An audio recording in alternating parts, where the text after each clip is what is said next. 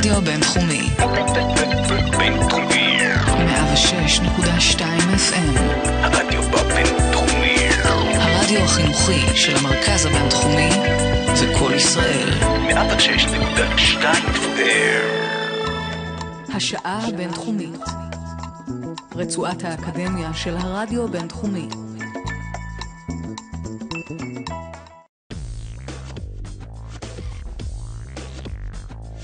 ריסק, סדר עולמי חדש, עם תומי שטיינר.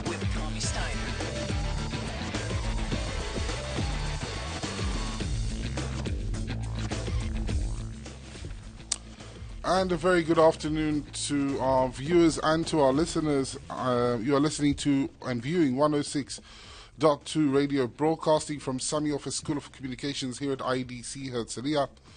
This station is operated both by students and faculty from the IDC Herzliya in conjunction with the educational stations of Kol Israel, the Voice of Israel Radio. Today's show's producer is Omer Keidar. The music editor is Barak Chaimovich. Our technician is Ofir Weinstock. Sasha Mityakov and Chagai Ognistov are the video technicians of the broadcast. My name is Tommy Steiner. I'm joined today by Dr. Shmuel Bar from IDC Herzliya. Hi, Shmuel. Hi, good evening. And I welcome you to Risk. It's a conversation on politics and diplomacy in the 21st century, and we're broadcasted live today over the internet, video and audio for the first time. You can also follow us on 106.2fm.coil and on 106.2fm on YouTube. Shmuel, I have to introduce you briefly. Apart from the fact that we work together at the Institute for Policy and Strategy, you are our Director of Studies. You led a 30-year career in government, which, reading from your biography, is a bit too complicated not to get into too edgy fields. Don't want to get us complicated. I'll let you explain that part. But before that, I would also add that in the past year since you've retired from government, you've become regarded as a worldwide international expert on radical Islam, Iran, the Middle East, and what's all in between. You have a PhD from Tel Aviv University. You've been a visiting fellow at Stanford. And about the 30 years of government career, would you wish to add anything? Well, not very much. I really can't remember most of it. But basically, I dealt with the Middle East in details, as we all know that God is in the details, for about 30 years. From the mid-80s, dealing with the Jihadi Salafi movement, which eventually evolved into Al-Qaeda. And looking at the ideological, cultural, and those elements which are not purely political and realpolitik, which in the end drive our region. You said nothing much, I must add, quickly. But some people consider you to be the person who first came across a guy called Osama bin Laden. No, I am sure that his mother recognized him first. But I would add that you had diplomatic positions and government positions, yes. And I guess we can leave it at that, but you dealt with intelligence, broadly speaking, and we'll leave it at that. Before we get into our discussion, I think we'll take a break with a song. It's not my expertise, so I will look at the pages on this. We're going to listen to Jolene by the Little Willies.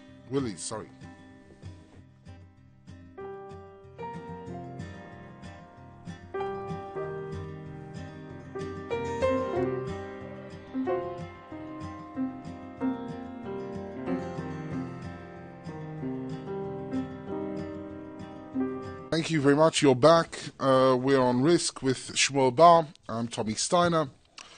We did a brief introduction. I just want to add a few words about this thing out here. It's diplomacy. Although the game is called Risk, although the show is called Risk, it's also based on diplomacy, which I find much more interesting because it's got the real names.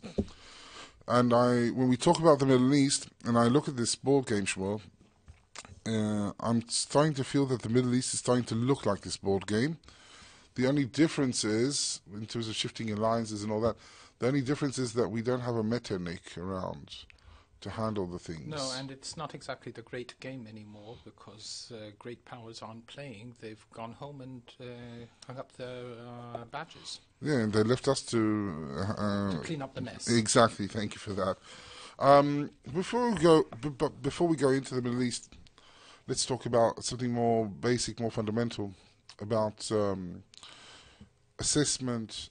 Today, even policy research and policy recommendations. We are all dealing with an attempt to think in the future, and that's never an easy undertaking. So, how do we do that? How do you go about thinking into the future? I would use two literary allusions. One is the story of the author of the Webster Dictionary who came home and found his wife in the arms of another man and said, "My wife, she said, you surprised me." And he says, "Well, you astonished me." So we're allowed to be surprised. We really shouldn't be astonished. Our job is not to be astonished. The second is in Alice Through the Looking Glass, where Alice says to the Queen, "Well, you can't believe that. It's impossible." And she says, "Well, I dare say you haven't had much experience, much practice. When I was your age, I used to believe up to 6 impossible things before breakfast." So it means that you really have to train yourself in thinking impossible things. But doesn't it frustrate you when you make credible assessments, and then whether in government service or whether in the academia really, or in between both, and then policymakers simply overlook them? The job of civil servants or civil slaves, as we were, is to give the food to the decision makers, and if they don't want to make a meal of it, then they'll have to pay for it eventually because they've failed in their job. I don't think it's that. I mean, it's frustrating because you always want to feel that somebody's doing something with whatever you're preparing. No chef likes to see the food left on the table. No, that's true. So does that make you try to write your assessments or present your assessments in a way that is more, how would I say it politely, marketable? No, I personally, and maybe this is just personally, I never went in that direction. I think that while certainly there are people who will go in that direction, but in the end, when you move in that direction, then eventually you fail, because you can't come to a political leader and say, "Well, I didn't tell you the truth because I thought that this is what you wanted to know." I mean, that's what you do in dictatorial regimes, in totalitarian regimes. You tell the Rais what he wants to know. That's not what you do in democratic regimes. The other thing is that you have to completely divorce yourself from any of your wishful thinking and any of your political inclinations. Can one do that? Yes. I mean, for years I may have voted for a party which believed in the Jordanian option, but I would never write that I think that the Jordanian option is nigh or is actually applicable. You can believe that we should take certain actions. Somebody would call that a cognitive dissonance, wouldn't it? No. You just have to realize that you're doing a job, and to go back to the whole issue of how you do it, because do you look at the information and say, okay, what does this information tell me? But then you say, why did I get this information? I got it because I actually provided the requirements, so I'm getting what I asked for. So I went into, to use the analogy of a restaurant, I went into a dairy restaurant, so obviously I got dairy. Nobody offered me meat. So the question is not, you have to be suspicious about why this is the way the world looks. It looks that way because you a priori asked your collection agencies and you collected information based on some sort of a paradigm of how the world looks. So what you usually have to do is every once in a while to test it. And you test it by saying, if this was so, like in any scientific building of hypotheses, if this was so, then what would I find as indicators? In other words, if the world, Yes. if the universe is limited, then what would it look like? What would the shift to the red look like, etc. And then you say, well, okay, now let me look for these indicators. Let me ask myself what other causes could cause these indicators to appear, and to be willing to throw away assumptions when you realize that the facts are against them.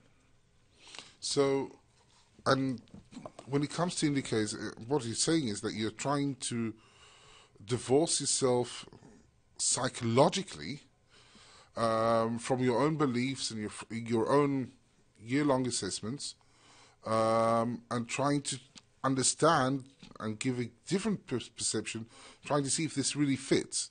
Right, like in any science, I mean, how do you prove a theory? You try to prove the opposite. Obvious. So I mean, basically, it's the integration of deductive and inductive thinking. You start with deductive thinking. You gather information. Now, the information seems to imply something. Then you look at what this could mean in a larger sense, and then you test another hypothesis. But then, coming back to a bit of reality before we go on to philosophy of sciences and we lose the remaining viewers and audience to our show, there's a lot of psychological warfare when we deal with recent issues like Iran, things like that, which we will get into. How do you swift away the noise? You mean the disinformation? Yes. First of all, you really don't have to, you look at disinformation and then you have to ask yourself, well, why did this come out? Because it serves somebody. But you have to be very careful not to fall into the pitfall of the conspiracy theories and expecting that every single thing that appears on your radar screen is because somebody put it there. Because there's a lot of chaos in this and a lot of just noise. So because something just happens to benefit the Iranians, it doesn't mean that the Iranians were behind it. That's one of the key problems of in the Middle East, where nobody seems to believe that anything happens without there being some sort of a primary cause, and this severely cripples their analysis of the situation. Yes, and we will go into this into rather more depth, as we would say, talking about Iran and how we assess Iran. Iran is, of course, a very interesting, very contemporary topic. הרדיו הבינתחומי 106.2 FM.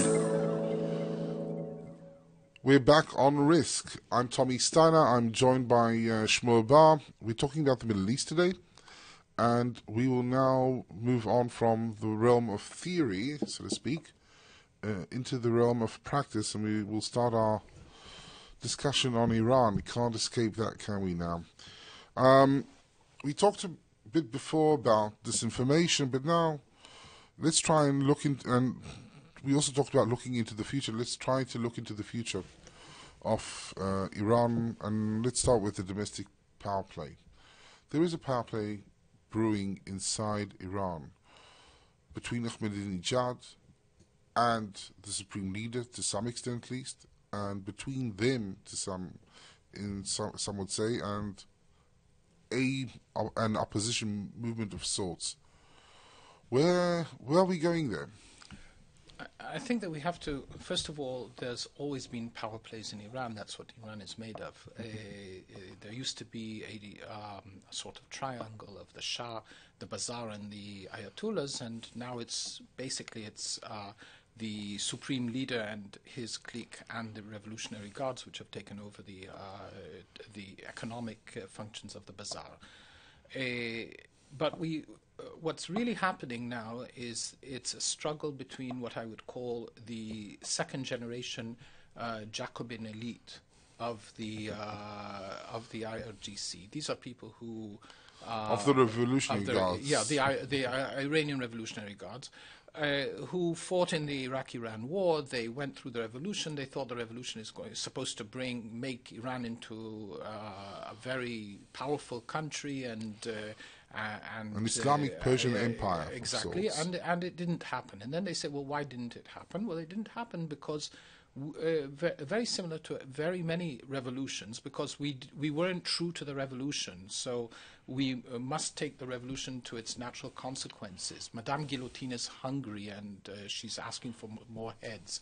So there you have that, and then you have the older generation of the revolution who are still more or less bound to some sort of concepts of traditional Shiite Islam, which is less willing to do policies of brinkmanship. However, it's clear that everybody in Iran is united regarding the right of Iran and the correctness of the policy of acquiring a nuclear weapon. If there is anything in consensus in Iran, it is that Iran deserves to be a nuclear including, power. by the way, including the opposition, the Green Wave to some extent. The opposition, when we're talking about the Green opposition, we're talking about a motley group of students who have basically been put down. There isn't any real, at the moment, the opposition is very weak in Iran. That point in time where they thought that they would have the upper hand. 2009. Yeah, and it's over. The Arab Spring isn't going to happen in Iran in the near future because they've already had their chance and it failed. There's the Persian poet Sadi wrote a poem about the Sultan who is evil, and you should cut off his hand. And then the last verse in the poem, but if you cannot cut off the hand of the Sultan, kiss it. So, and this is basically, the opposition there isn't relevant. What's relevant is the power struggle between the people around the supreme leader and the Revolutionary Guard, and the struggle between Ahmadinejad himself, who claims to speak to the hidden imam, and the clerics, because claiming that you, who aren't even a cleric, you're not even you're speaking to the hidden imam, then what do you heresy. need to study Quran all your life and to grow a long white beard? It's a heresy. It is heresy because it challenges the basic hierarchy of Shiite Islam in Iran. And so they are against him because he's challenging them. And he's also cutting off the funding to the madrasas, etc. This is the real power struggle. It has nothing to do with the nuclear program.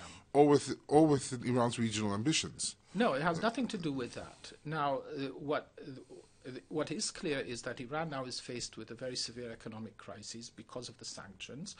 And then they have to do a sort of assessment of the situation. Even if we go to the Americans and to the international community, we say, okay, we're giving up our nuclear ambitions. Will they believe us? No, they will continue to monitor us, and this will be a humiliation for Iran.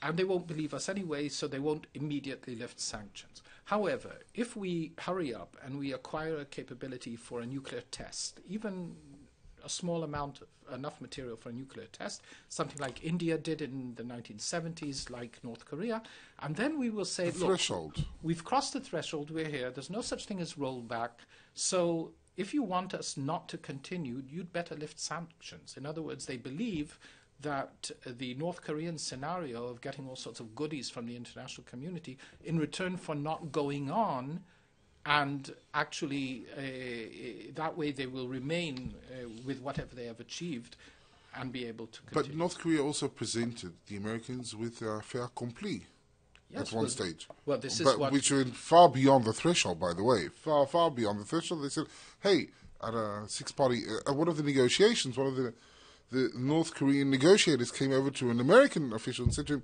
you know, we do have these 6 devices already. And the Americans at first didn't know if he's serious or not serious, but that was the way they announced it. Well, I think that the Iranians would probably also say we have 6 devices, whether they do or not, and let the Americans guess. And in the light of the failures of American intelligence in Iraq, the Americans and everybody else would probably say maybe, maybe not. You really won't be able to know. But from the point of view of the Iranians... But if the Iranians said so, you know, we'll take their word. Yeah, and from that point on, the snowball of the... But that's a different situation. But just to track back before we go on, you think... Let me just put it clear. You think that they will cross the threshold and... Yes, definitely. They will pursue Definitely. There's no logic today when everything is already outed, and everybody knows that Iran is trying to acquire a nuclear weapon. For them to pretend that they don't have and to have a bomb in the basement, it doesn't give them what they wanted. They want to get out of sanctions. And they can only get out of sanctions by crossing the threshold and using but stopping on the threshold? Not stopping at the threshold. Crossing the threshold, saying, we have this, but if you don't want us to deploy weapons, if you don't want us to continue to build new weapons... Weaponization, etc. If you don't want all sorts of things which have to do with the validity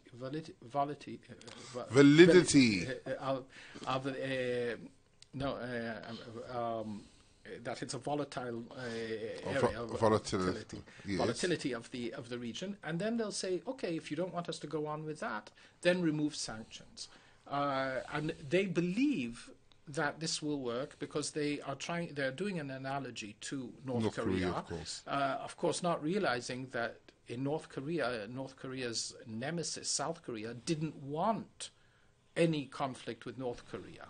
It's a completely different story. Of course. Because, first of all, the missile threat that was posed by North Korea, and still is posed by North Korea, regardless of their nuclear weapons, is far more formidable than anything else. And I've now figured that we have 2 minutes before we have to take another break. I'll ask you one question, and then we'll come back to another issue about the sanctions when we after the song. In a sense, you're not disagreeing with many statements in the United States and in Europe that Iran is rational. At the end of the day, one can debate about what is their utility function, but they are rather reasonable and rational guys to deal with. Look, it's one thing to be rational, and the question is what the data set upon which you apply your rational processes is.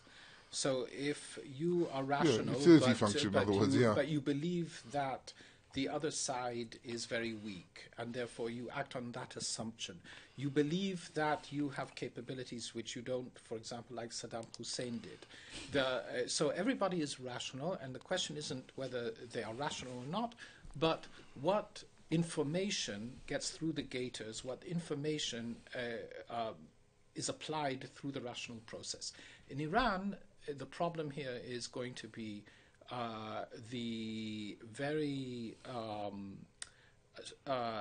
ideologically motivated worldview that colors their intelligence analysis, which brings them to believe that they are in a better position than they are, and that they can perform acts of brinkmanship which other people with a better grasp of what's going on would not dare do. Exactly, and we'll talk about the Iranian brinkmanship after we'll come back.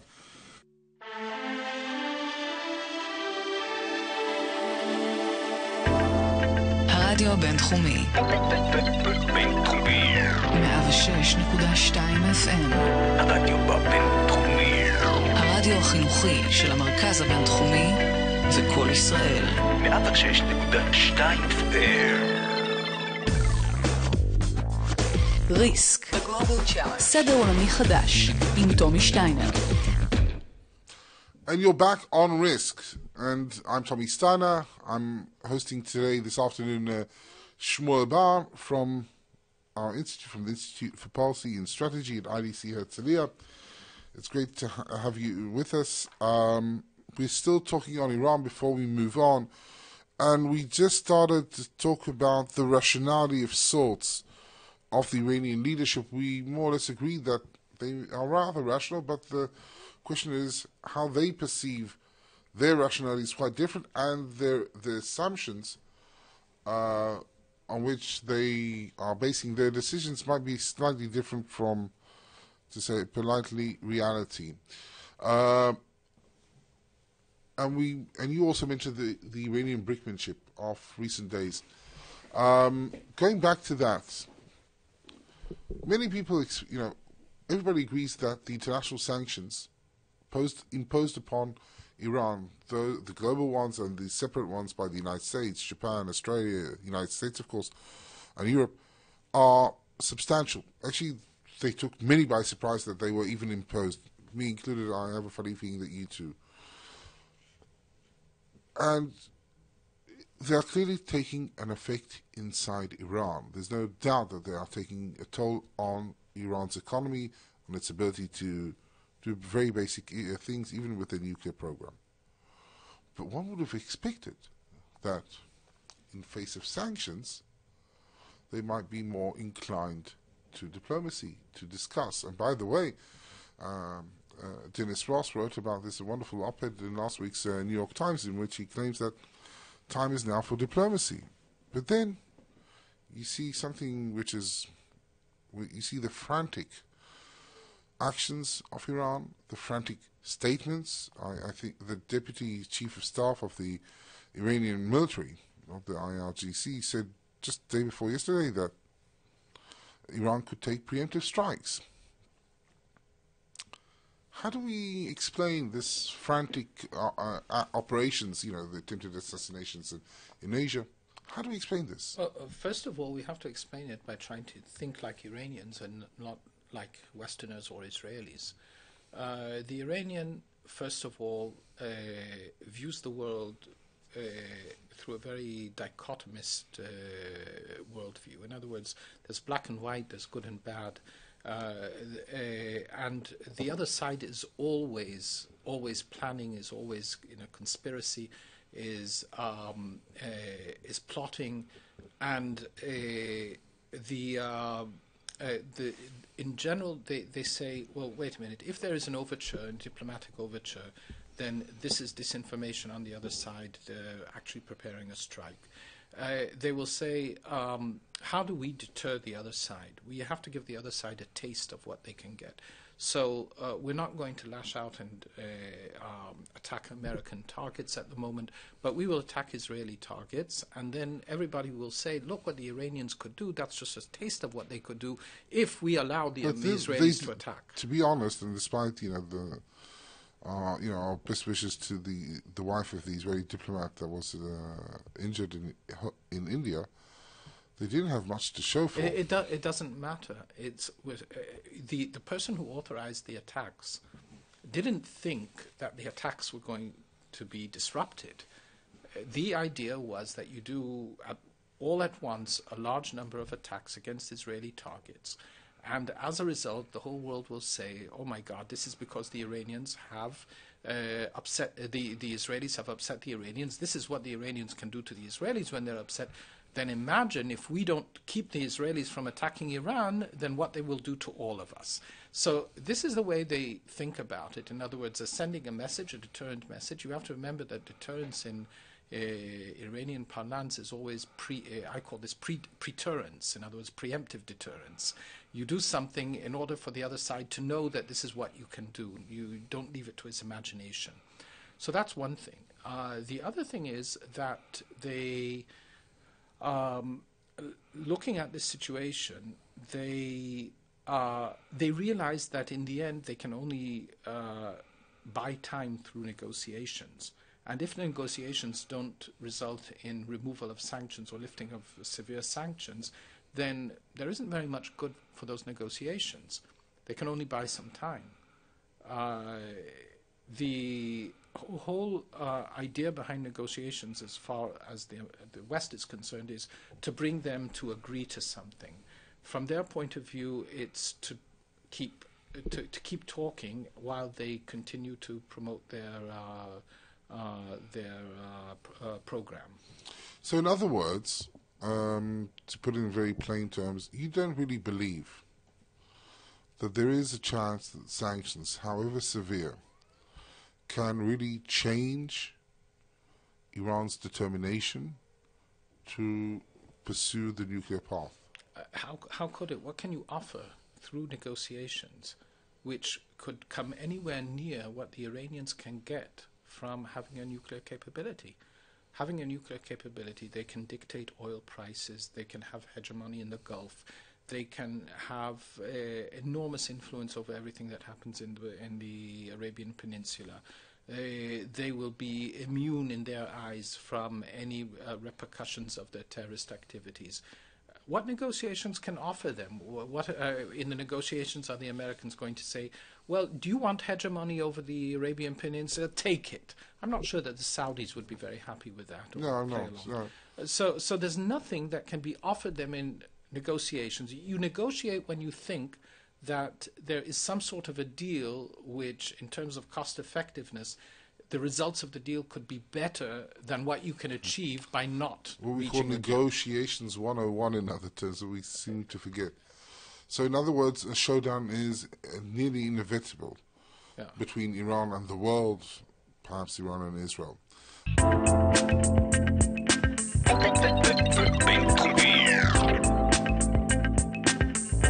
רדיו בינתחומי באינטרנט 106.2 FM.co.il. Hi, you're back on Risk. I'm Tommy Steiner. I'm joined today by Dr. Shmuel. We talked about Iran. To some extent, I think we can sum up that discussion by saying that Shmuel believes, put in other terms, that the international sanctions or international negotiations will not produce a change, will not affect a change in Iran's pursuit of nuclear weapons. And in that sense, the showdown with Iran is nearly inevitable. What will be the choices of Israel, the United States, Europe, and other countries? It's yet to see, but we'll talk about that on another occasion. Let's move to the West and talk about Iran's closest ally, if not proxy, in the region, Syria. It's about to fall, the regime there. It's a matter of time or not? The question is where the tipping point is. I think that the more people are being killed, the more chances there are that during one confrontation or another, some 20-year-old kid is killed, and he happens to be the son, brother, cousin of a division commander. And in the Middle East, when you're a division commander who the regime has killed your son, brother, cousin, then you don't just say, I resign and go home. No, you take your tanks and you turn on the regime. So the longer the violence continues, the more chances there are for this sort of a tipping point. And so the situation can deteriorate very, very quickly. But I think that Syria has already crossed the threshold of disintegration. Again, if we just remember, this is like the first law of thermodynamics, that the amount of entropy, the law of entropy, that the amount of energy expended from a system moving from order to chaos isn't enough to bring it back into order. Now, there is no energy, external energy in the world, even if the regime falls, and then what? You have a very strong Salafi jihadi north. You have an Alawite area which is going to ask for Iranian support. The Iranians aren't going to want to give up their stronghold, especially on the coast, because they need ways to supply Hezbollah. So the Iranians could very possibly ask for a sort of satrap in the Latakia-Tartus area. They'll have to deal with the Russians there in Tartus. But the Iranians will certainly want to have some sort of boots on the ground there. Southern Syria would be a separate entity. Northern Syria connected to the tribes of Iraq with this very strong jihadi Salafi influence. And then the question is what happens to the missile systems, what happens to the chemical weapons. These are all questions which we already see from Libya, that the Libyan regime, for example, is selling Gaddafi's arsenal to whoever wants. So these are the key questions. Now, there is no energy, either military energy or economic energy, in the world which is strong enough to bring a disintegrated Syria back together. So what we are looking for... Not even Turkey? No, because Turkey, certainly military energy, Turkey isn't going to just occupy Syria to put it back together, and certainly economically... It's starting to consider it. But it's not going to happen. Not all of. I mean, they at the very most they'll put up a buffer zone to protect their own areas and to keep the Kurds At bay. At bay. So what we have here is a situation where we can expect that our northern neighbor is going to disintegrate and be a sort of black hole with terrorist movements, etc. In a sense, it's going to turn into a sort of a former Yugoslavia where it's going to be a playground for Definitely. Iranians, Russians, Turks, and also Saudis. Let's not forget them for a moment. Of course. And so now, if we this deals a blow to Iran by no doubts, but it also causes a severe, significant security threat to Israel. Not only to Israel, because you'll have questions here, for example, terrorist threats which are developing in this what was left of Syria. Who's going to take care of them? You don't have a regime which you can deter. When you have a regime, you can deter the regime. When it's just a motley group of terrorist organizations or movements, you can't deter them. I will move on to Syria's not fully recognized neighbor, Lebanon. We have the Hezbollah in Lebanon. With the blow dealt at blowed at Syria, Hezbollah will appear a small weak, so to speak, and it will have to show its own, flex its own muscles, either towards Israel or inside Lebanon. Hezbollah will certainly, if it loses Syria, when it loses Syria, it will have to face a strategic decision because Iran will have to somehow or other support their proxy. They won't want to lose Hezbollah, which is why I think that the Iranians will still want to have some sort of feet on the ground in Syria, whatever's left of parts of Syria. And Hezbollah will also have to take the decision whether it really officially takes over Lebanon. But if it does that under a situation where it's no longer supported by an external force like Syria, then it's very possible that the Druze, if you listen to Jumbelat, who's a sort of barometer of how strong anybody else is, he's always with the strong. There's a Druze saying in Lebanon, "Ana ma'il wa'if," I'm with the one who's standing up. And standing only. Yeah. So definitely this could evolve into severe disintegration of Lebanon. But I think that we are actually only looking in the Middle East. We're looking at three regimes which are going to be countries: Turkey, Egypt, and Iran. All of them relatively weak. All of them Islamists trying to export their Islamic ideologies. And around them, we will have what I call the Humpty Dumpty states. In other words, Humpty Dumpty,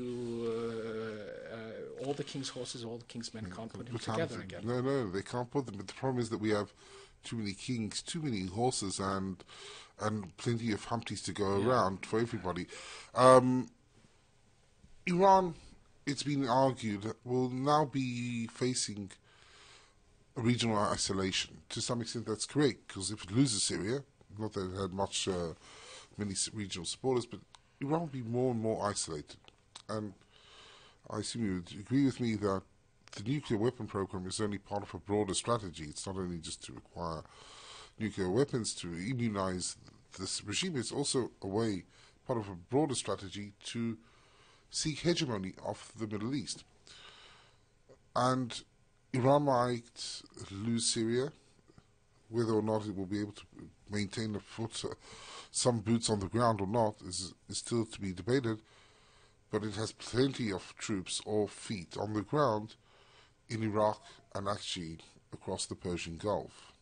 Yes, which is why I believe that if we're looking for the next decade, we're going to see the Saudis challenging the Shiite hegemony in Iraq, supporting Sunnis.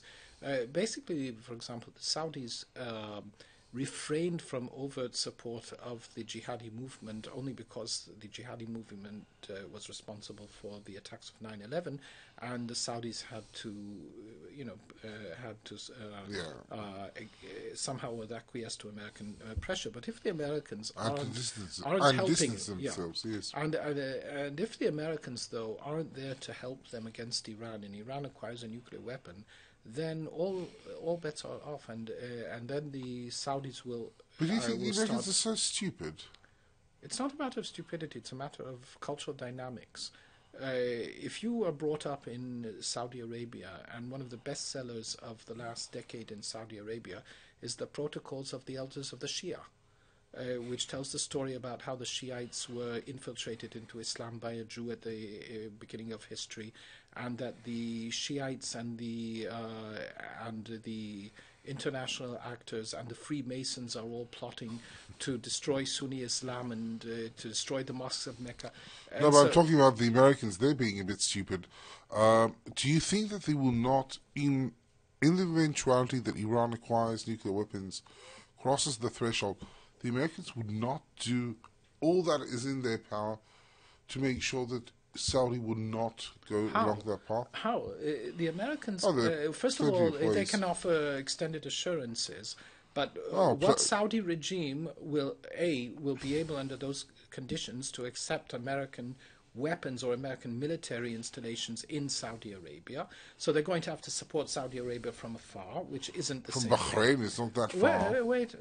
Meanwhile, Iran, a nuclear power, will be able to try to disrupt the regime in Bahrain and to topple it and call for an Anschluss. Let's not forget that Bahrain, according to Iran, is part of Iran. And the Saudis will be beset with problems all around. And they, in any case, I really don't think that the Saudis are going to be able to believe in American assurances. No, that's a major problem. We won't be able to touch on it. By the way, the Anschluss, of course, could extend beyond Bahrain into Saudi eastern provinces, which are also Shiite, and there's been some. They have been restive. In the recent few months, considerably restive, actually. There's continuous reports. Iran is already formally claims that Bahrain is part of Iran. Yes, but Iran has not renewed the Hezbollah Hijaz, if I'm not mistaken, yet, but I'm sure they'll come around to it. It's not been closed down. Hezbollah Hijaz is just a room with a telephone in the IRGC headquarters. That's what we call it, a subsidiary, yeah, offshore subsidiary. I think we have to wrap up. Look, it hasn't been a very optimistic discussion. We haven't talked about where this leaves us, course, Israel. Actually, this is a good, and where the Americans and Europeans are in this, or actually more absent from it, missing in action. But it gives us also a good reason to invite you back.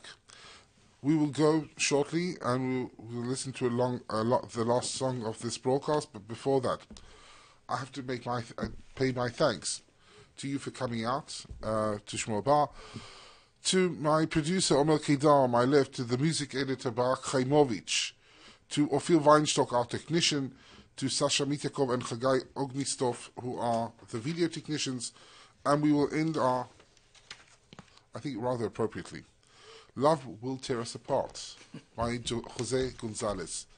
Thank you for watching us. Thank you for being with us. We'll see you again on another show of Risk.